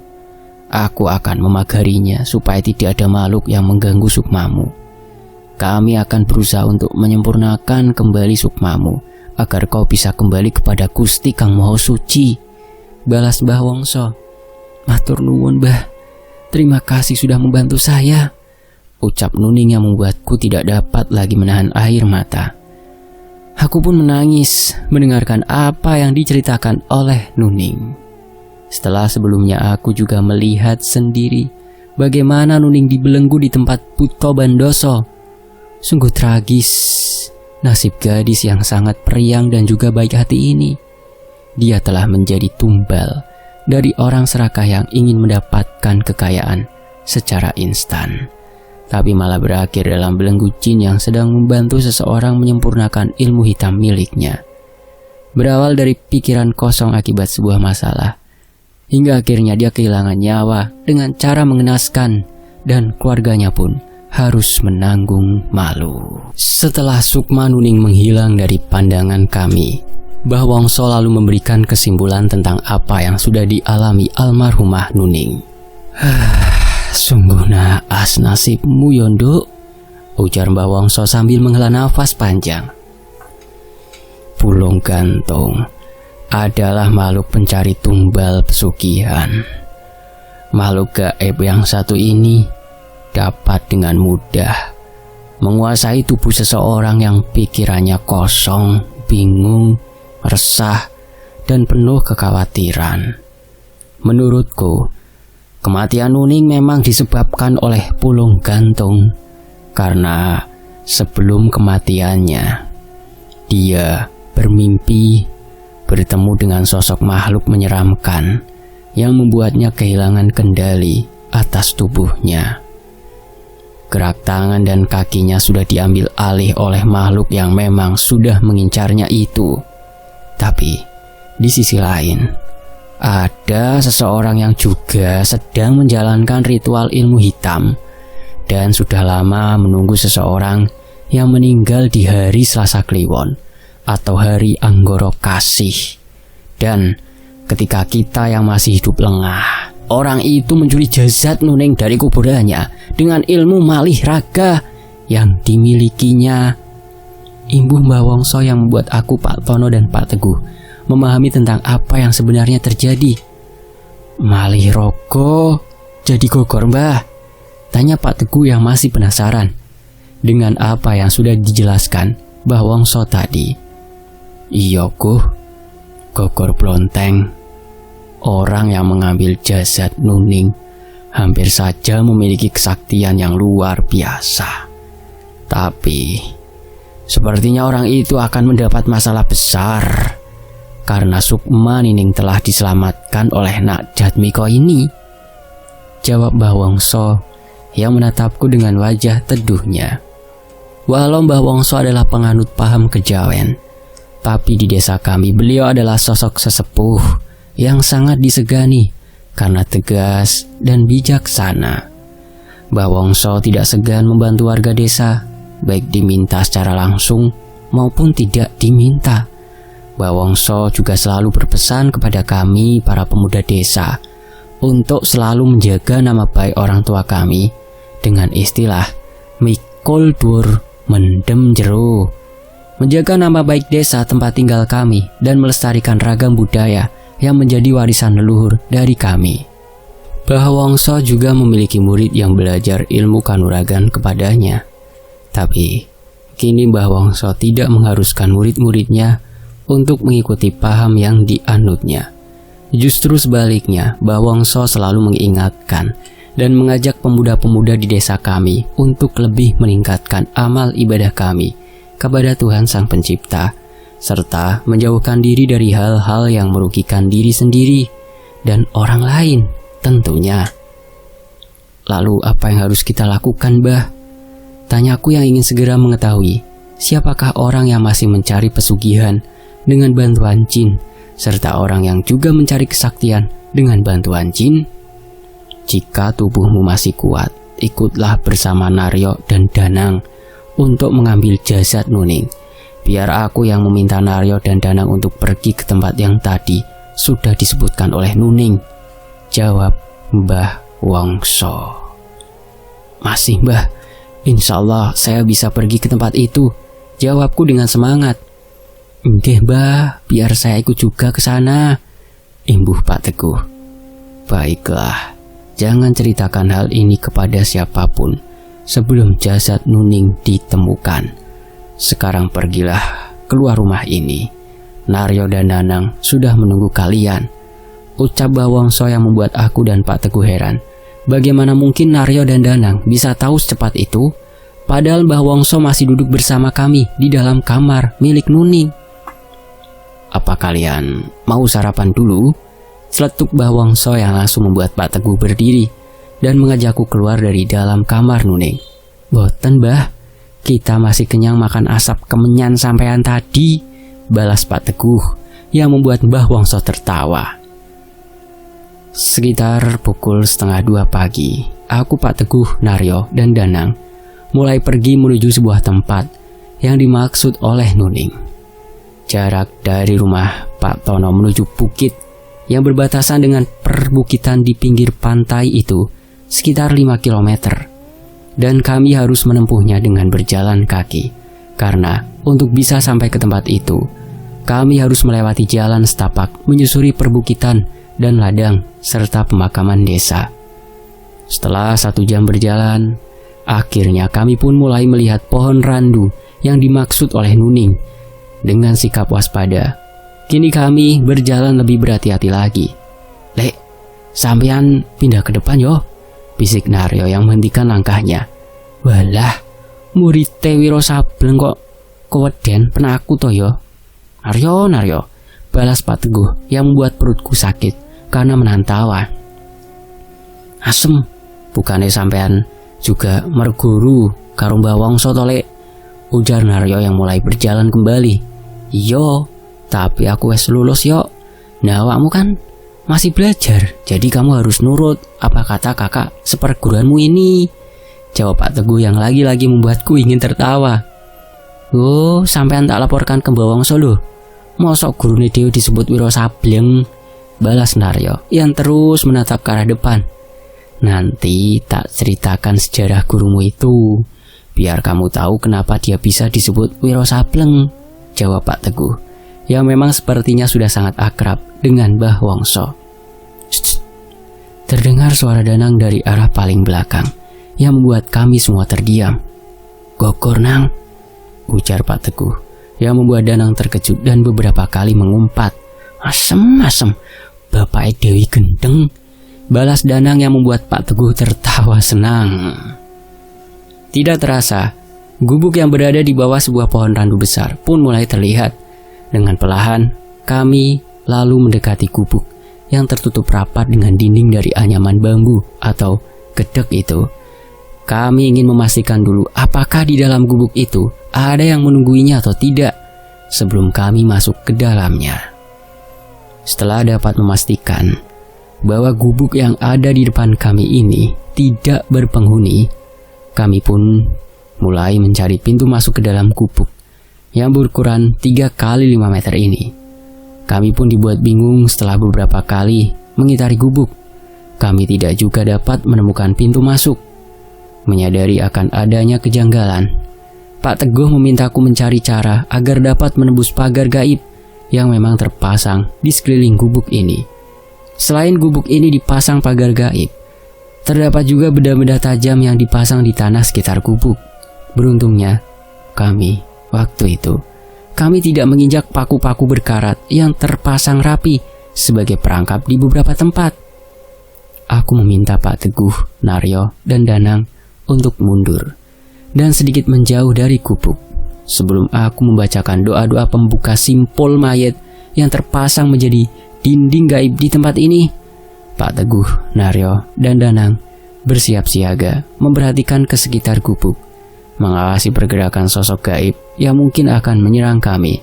Tapi syukurnya, setelah simpul mayat terbuka, tidak ada satupun sosok makhluk gaib atau seorang pun yang datang.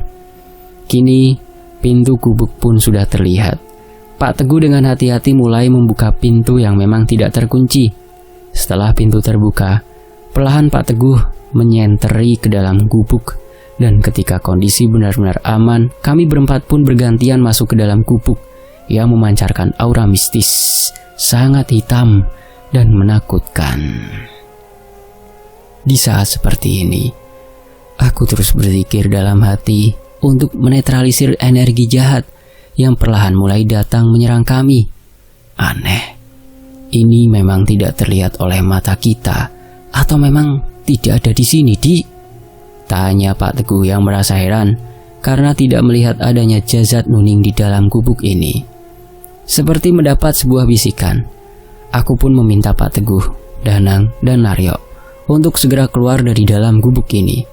Tapi di luar gubuk terdengar suara auman harimau yang membuat nyali kami menciut. Aku dan Pak Teguh saling beradu pandang, dan entah apa yang dipikirkan Pak Teguh, tiba-tiba dia berlari keluar dan menghampiri suara harimau yang tadi kami dengar. Aku meminta kepada Danang dan Naryo untuk tetap berada di dalam gubuk, sementara aku keluar menyusul Pak Teguh yang saat ini sedang berhadapan dengan sosok harimau jadi-jadian yang sering disebut Gogor itu. Opo mbok pikir? Dewe wedi, kami takut dengan macan jadi-jadian sepertimu?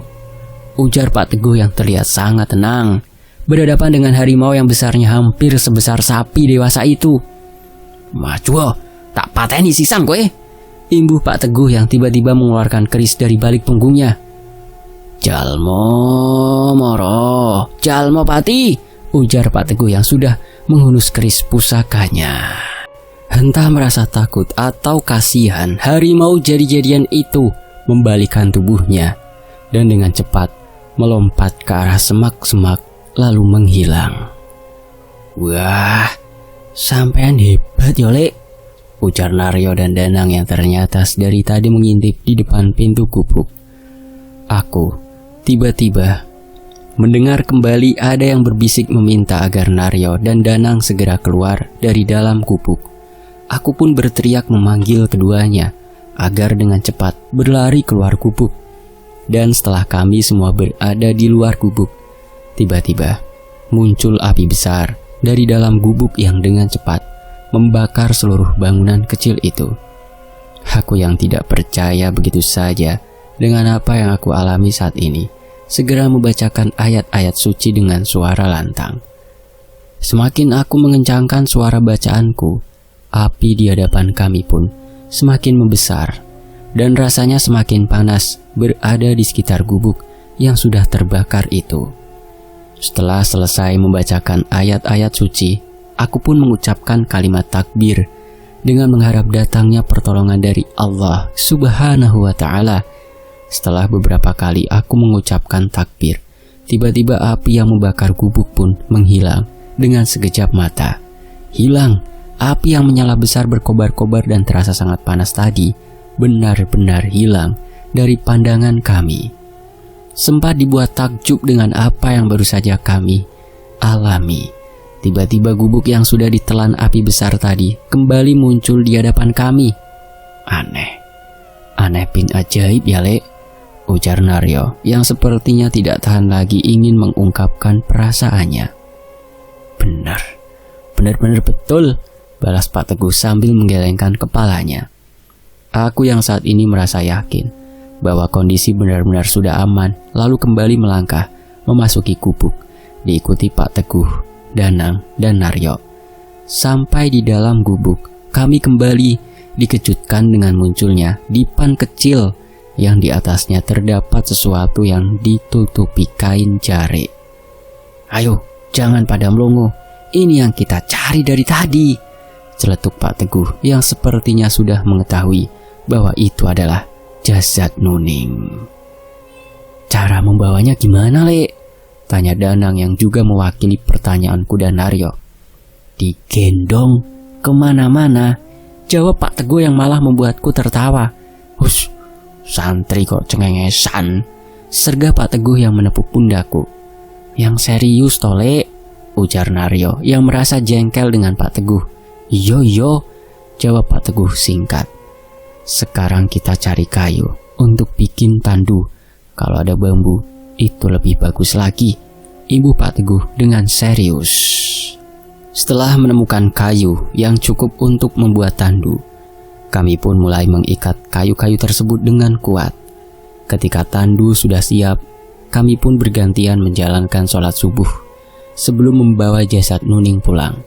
Setelah menyelesaikan sholat subuh, kami pun mulai membawa jasad Nuning setelah sebelumnya memastikan bahwa yang ada di dalam gubuk itu adalah benar-benar jasad Nuning. Jasad yang sudah hampir 1 minggu itu sama sekali tidak berbau dan juga belum membusuk.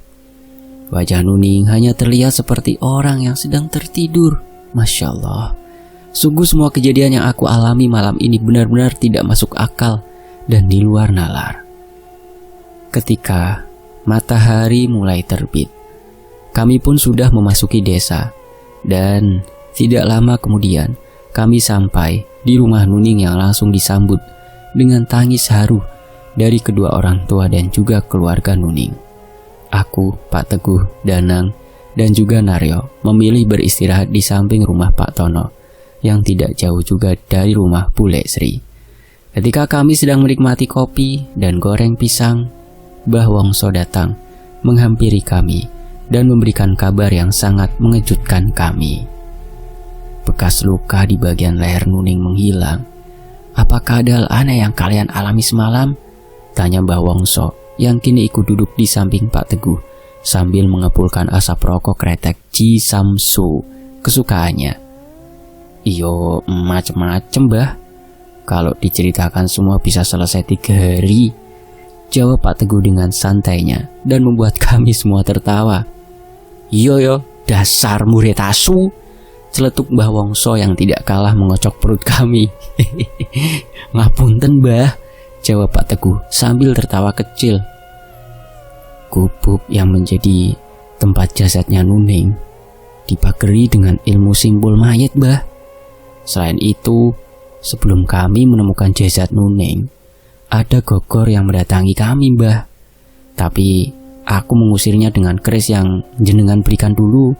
Dan setelah Gogor itu pergi, gubuk itu sempat terbakar hebat. Tapi anehnya, setelah Mas Adi membacakan ayat-ayat Al-Quran dan terus bertakbir, api yang menyala sangat panas itu tiba-tiba menghilang dari pandangan kami. Dan setelah itu, jasad Nuning baru kami temukan ada di dalam gubuk, ujar Pak Teguh yang menjelaskannya dengan serius. Apakah ada hubungannya dengan hilangnya Sukma Nining le? Ujar Mbah Wongso yang sungguh membuat kami terkejut. Lulu, hilang bagaimana Mbah? Tanya Pak Teguh dengan mimik wajah serius. Yo hilang, namanya hilang itu yo hilang. Kok ditanya hilang bagaimana? Jawab Mbah Wongso yang membuat Pak Teguh kesal.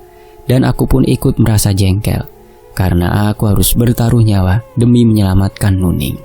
Ya Allah, Bu ya serius toh Mbah, ujarku yang sudah mulai kehilangan kesabaranku. Sesaat sebelum azan berkumandang, aku sudah mulai kehilangan aura dan energi Nuning.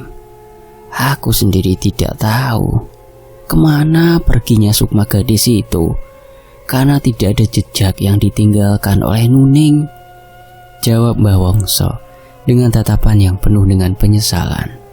Begitu juga denganku. Aku hanya menundukkan wajahku ketika mendengar Mbah Wongso menceritakan hilangnya Sukma Nuning tadi. Di tengah rasa kecewa dan juga kesal, tiba-tiba saja ada sebuah dorongan yang sangat kuat yang memintaku untuk melakukan sesuatu kepada jasad Nuning yang kini sedang dikafani ulang. Aku pun merasa aneh dengan pikiranku sendiri saat ini. Aku mencoba untuk memejamkan mata agar bisa fokus kembali. Tapi keadaan menjadi semakin aneh untukku. Kini aku tidak dapat mendengar suara orang-orang yang ada di sekitar. Telingaku seperti tersumbat sesuatu dengan kencang. Hingga tidak ada suara yang dapat aku dengar. Dan tiba-tiba ada suara yang memintaku untuk mengambil benda-benda yang ada di dalam mulut jenazah Nuning sebelum jenazahnya selesai dikafani. Suara itu sangatlah samar, tapi dapat aku pahami dengan jelas apa maksudnya. Aku yang merasa bingung pun mengedarkan pandanganku ke sekitar, berusaha mencari sosok yang telah membisikkan suara di telingaku.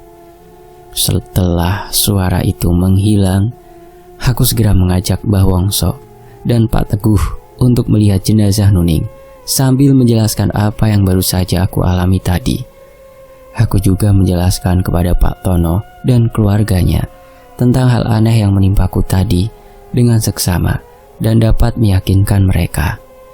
Mbah Wongso yang sepertinya tahu tentang apa yang aku maksud lalu meminta Dewi dan Lek Sri untuk membantu menyangga tubuh Nuning dari belakang. Setelah itu, Mbah Wongso memintaku untuk melakukan apa yang aku dengar tadi dengan dibantu Dewi dan Lek Sri serta beberapa ibu-ibu yang sedang mengurus jenazah Nuning di rumah Pak Tono. Setelah Lek Sri membuka mulut Nuning dengan tangannya, aku lalu membaca doa ruqyah yang sering aku bacakan ketika meruqyah seseorang. Dan tiba-tiba dari dalam mulut Nuning keluar rambut yang menggumpal dengan jumlah yang sangat banyak.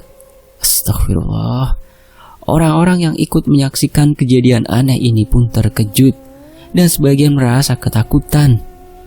Setelah semua rambut panjang dan beberapa rambut yang bergumpal dapat aku keluarkan dari dalam mulut Nuning, aku meminta Dewi dan Lek Sri merebahkan kembali tubuh Nuning.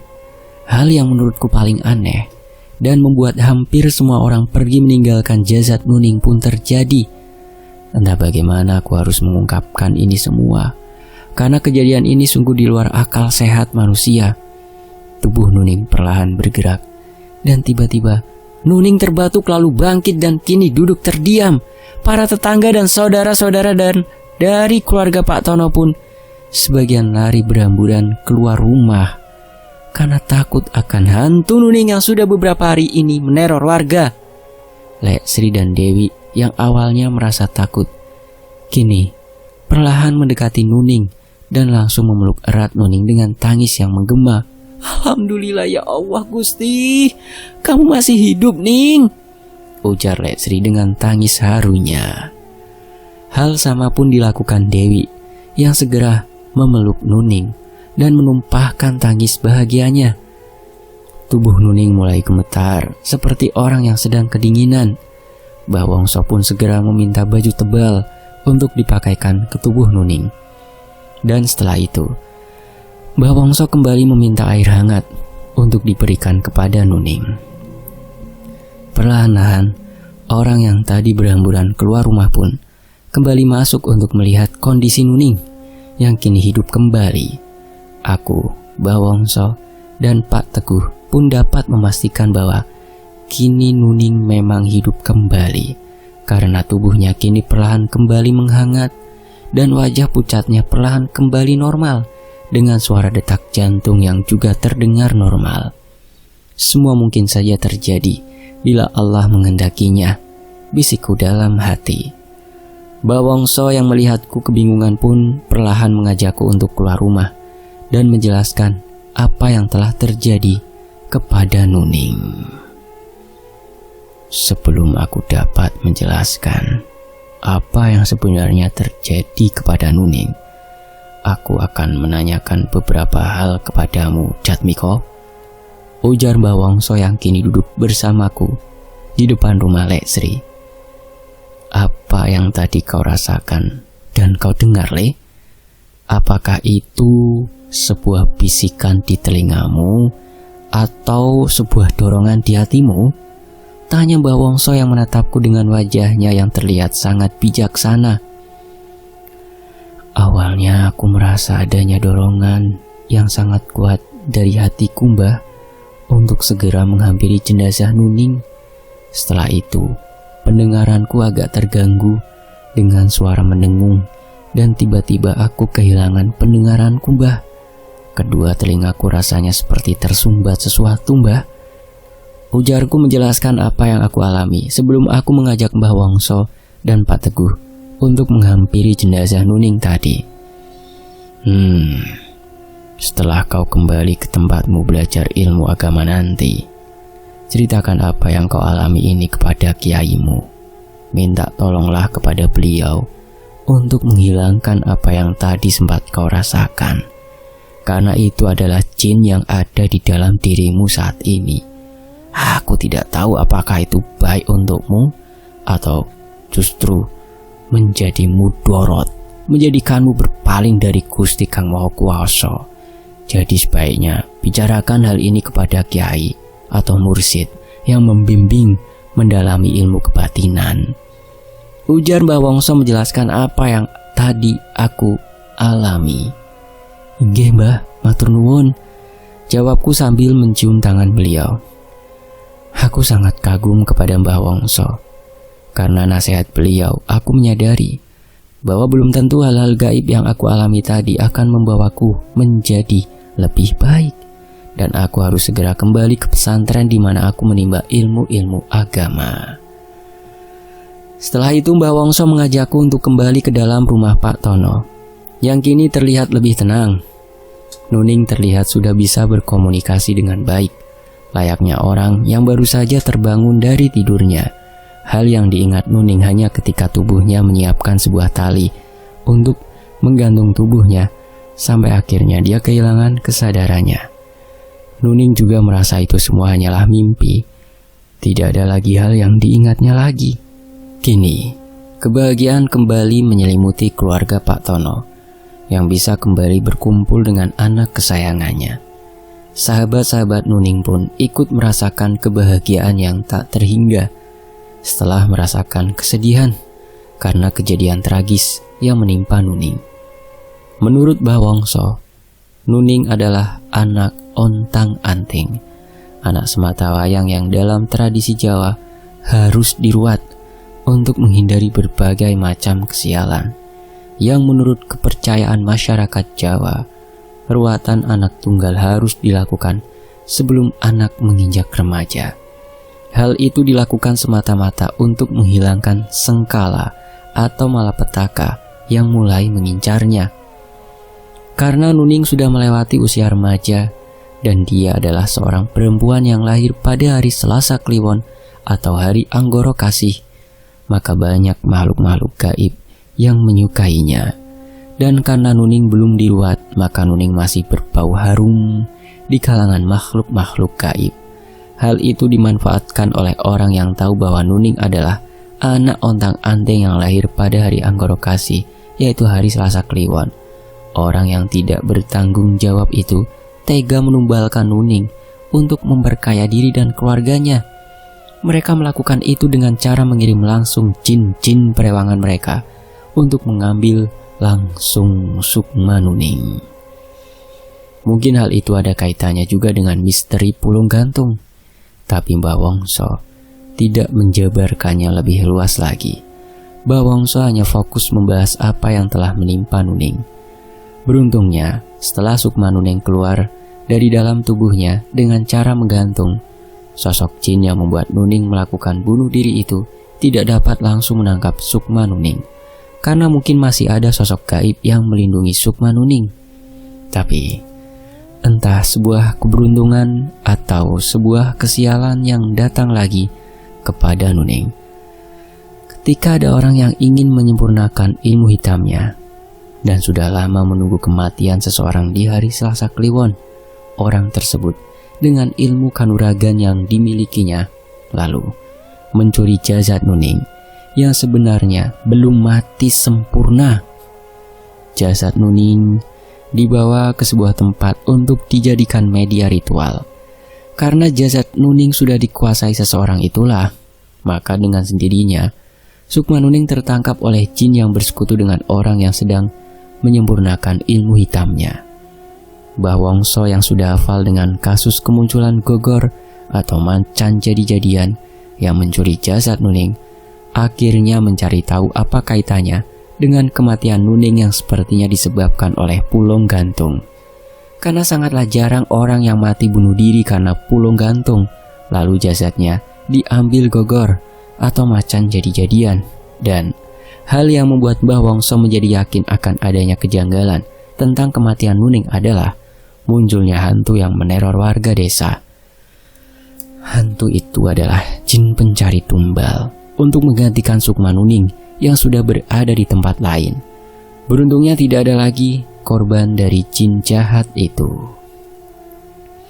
Di malam ketujuh, aku, Mbah Wongso, Pak Teguh, dan Naryo, Danang, serta hampir seluruh warga desa kembali berkumpul di rumah Pak Tono. Pada malam itu, Pak Tono kembali menggelar acara pengajian atau syukuran atas kembalinya Nuning. Setelah acara pengajian selesai, acara dilanjutkan dengan acara ruatan sederhana dan pementasan wayang tunggal sebagai simbol dari acara ruatan tersebut. Setelah selesai acara syukuran dan ruatan, warga desa kembali digegerkan dengan berita kematian Herman dan keluarganya. Lalu kabar yang sama pun datang dari desa sebelah yang mengabarkan kematian dari seseorang yang dianggap orang paling sakti di daerah itu. Kematian keluarga Herman sangatlah tragis. Mereka mati bersamaan dengan terbakarnya rumah kontrakan yang ditempati keluarganya di daerah Semarang. Menurut cerita yang beredar, seluruh keluarga yang menjadi korban kebakaran itu tidak ada yang berteriak minta tolong ketika api mulai melahap bangunan yang menjadi tempat tinggal mereka. Sebagian warga di sana meyakini bahwa sebelum terjadinya kebakaran yang menghabiskan rumah itu, seluruh keluarga Herman sudah meninggal karena sosok makhluk gaib. Hal itu dapat disimpulkan oleh warga sekitar karena sebelum rumah kontrakan mereka terbakar, keluarga Herman mengalami beberapa kali kesurupan dan warga pun sering melihat sosok menyeramkan berdiri di atas genteng rumah itu. Sementara dukun sakti dari desa sebelah mati diakibatkan tertindih batu besar yang tiba-tiba menggelinding ke arahnya dari bukit yang berada di belakang rumahnya. Menurut keluarga, di atas bukit itu sebenarnya tidak ada batu yang besarnya hampir seukuran kendaraan roda 4. Entah batu itu datang dari mana, tapi keluarga korban mendengar suara gemuruh berasal dari atas bukit belakang rumahnya. Mayat sang dukun pun hancur dan tertindih batu besar di dalam kamar tempatnya melakukan ritual. Keadaan desa kembali aman dan tentram. Pak Tono dan istrinya memutuskan untuk tidak kembali ke Pulau Sumatera dan memilih hidup bertani di desanya. Nuning, Dewi, Yuni, Asi, dan beberapa gadis sebayanya kembali bermain dan bersenda gurau bersama. Aku pun kembali ke daerah Jawa Timur untuk memperdalam ilmu agamaku. Pesan dari Mbah Wongso pun masih kuingat, dan aku lalu menceritakan semua kejadian yang menimpa di desaku kepada Kiai Sepuh yang memiliki pesantren tempatku menimba ilmu. Banyak hal yang beliau sampaikan, dan beliau pun mengajariku beberapa ilmu dari amalan-amalan untuk menghadapi makhluk-makhluk gaib.